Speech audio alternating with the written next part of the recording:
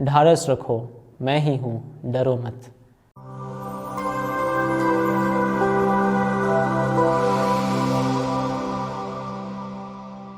ख्रिस्त में प्रिय भाइयों और बहनों, क्या हम हमारे जीवन में हर पल ईश्वर की उपस्थिति का अनुभव करते हैं?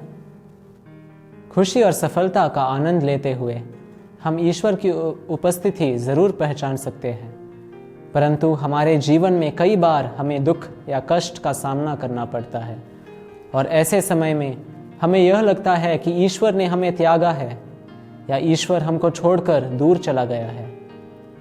इसका एक कारण हो सकता है कि हम अपने पापों द्वारा ईश्वर से दूर चले गए हैं, पर कई बार धार्मिकता और पवित्रता के रास्ते पर चलते हुए भी हम ऐसा अनुभव कर सकते हैं।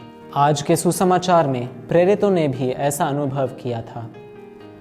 यीशु ने रोटियों के चमत्कार के तुरंत बाद अपने शिष्यों को नाव पर चढ़कर बेथसाइदा जाने का निर्देश दिया था। यीशु के आज्ञा का पालन करते हुए वे अपनी यात्रा पर चल पड़े, पर संध्या हो जाने पर और समुद्र के बीच एक अकेले स्थल पर पहुंचते हुए वायु उनके प्रतिकूल हो गया और वे बहुत कठिनाई और घबराहट में थे।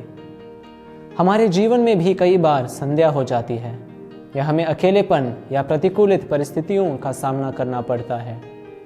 इन क्षणों में वह चमत्कार करने वाला यीशु कहाँ है? प्रिय भाइयों और बहनों, इन क्षणों में यीशु हमारे और भी निकट है और उचित समय पर वह हमें अपने आप को प्रकट करेगा।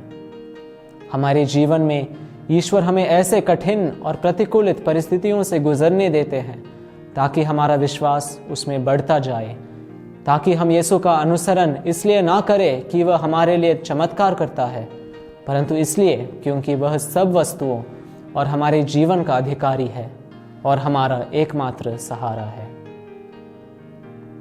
प्रभु प्रकाश के पर्व के तुरंत बाद कलीसिया हमें इस हफ्ते में सुसमाचार के उन घटनाओं हमारे सामने रखती है जिसमें यीशु की महिमा और दैविकता स्पष्ट रूप से प्रकट होती है, जैसे कि काना के विवाह और रोटियों का चमत्कार। उनमें आज का सुसमाचार भी है जिसमें यीशु रात के चौथे पहर में, अर्थात रात के सबसे अंधकारमय समय जो भोर के पहले आता है, उस समय में अपनी महिमा शिष्यों को प्रकट करता है और समुद्र पर चलकर हमें यह आश्वासन देता है कि वह सब चीज़ों, सारी दुनिया को और विशेषकर हमारे जीवन को संभालता है।